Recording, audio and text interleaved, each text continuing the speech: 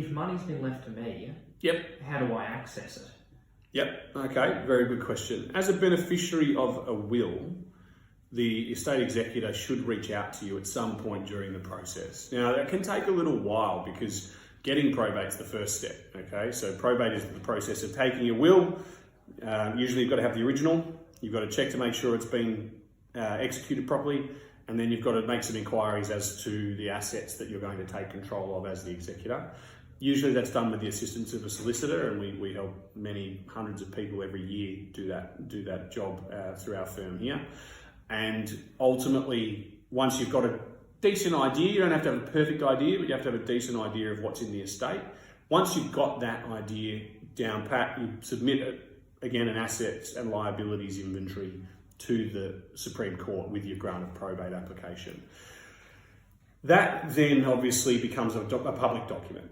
So the grant of probate, every grant of probate in Victoria's long history, it should be available to review. The Public Records Office of Victoria has the hard copies of every probate file going back as far as I'm aware. And subject to the odd flooding event, my understanding is they have mainly converted a lot of those to digital files now.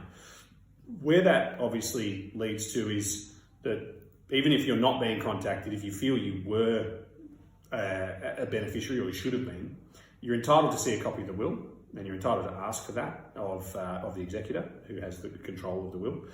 And then even if they're not answering that request, or if they're not dealing with you, they're refusing to deal with you, in order to deal with the estate, they have to get probate. And then the probate file becomes a public record and a public document. You can go to the Supreme Court, explain your relationship with the deceased, and they will provide you a copy. Once you get to that point, whether it's by virtue of the executor contacting you or your own investigations, you then have the ability to call upon the executor to pay you your entitlement.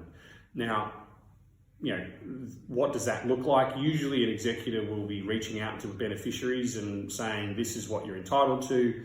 Here's a list of what we've done with the estate and why this is the amount you're entitled to. So if you're entitled to all of it, well, the costs, the debts, these other things have to get paid first. And then we result in a final distribution towards the beneficiary or beneficiaries who are entitled to the share of that. So what should you do? If you're not sure, if you haven't heard, check the probate advertising website. That's through the Supreme Court of Victoria. They've moved that into what's called a portal called Red Crest. Don't ask me what that means. I think it's because the crest of the Supreme Court is red. And so they haven't gone very far with the originality of that. But they have Red Crest Probate, and your advertising is now done online through that. That is obviously where you can go to see if someone's applying for probate.